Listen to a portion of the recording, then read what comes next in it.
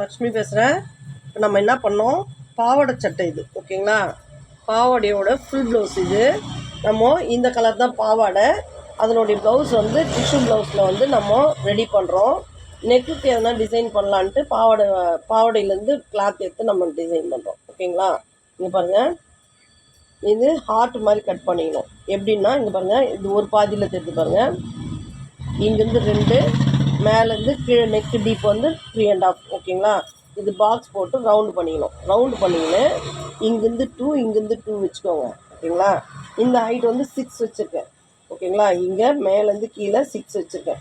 6 வச்சு அப்படியே இதழ் மாதிரி ட்ரா பண்ணி அப்படியே கட் பண்ணிடலாம் ஓகேங்களா. ஃப்ரீ ஹேண்டாகவே பண்ணுங்கள், இப்படி தான் வரணுன்னுலாம் இல்லை, நம்ம ஃப்ரீ ஹேண்டாகவே பண்ணுங்கள் ஓகேங்களா. ட்ரா பண்ணி கட் பண்ணிட்டோம் ஓகேங்களா. 2 பீஸ் சென்டர் மிடில் ஜாயிண்ட் வந்துடுது ஓகேங்களா.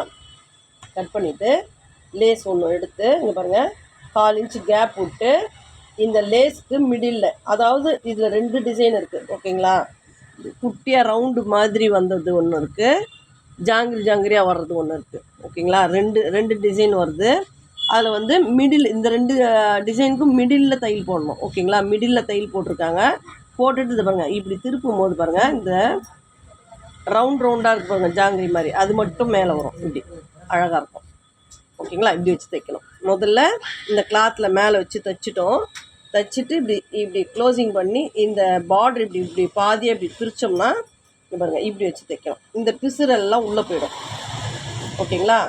உங்களுக்கு நமக்கு ஒரு நல்ல ஒரு ஃபினிஷிங் வரும் ஓகேங்களா. இதுலேயே எட்ஜு தையல் போட்டுடலாம் இப்படி ஓகேங்களா. இந்த ஃபினிஷிங்கில் ஓகேங்களா. தைச்சிட்டு நான் உங்களுக்கு காமிக்கிறேன். லைக் பண்ணுங்கள், ஷேர் பண்ணுங்கள், சப்ஸ்கிரைப் பண்ணுங்கள். Thank you friends.